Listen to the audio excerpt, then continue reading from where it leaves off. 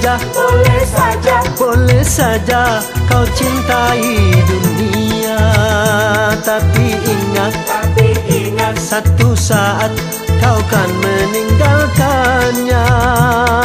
Sekarang atau lusa, tua ataupun muda, yang pasti kau akan mati juga.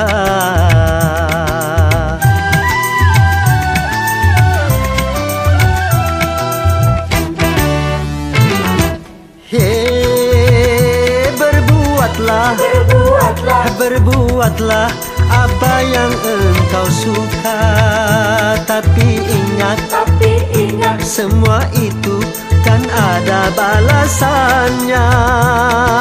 Baik ataupun jahat, lurus ataupun sesat, semua kembali padamu juga.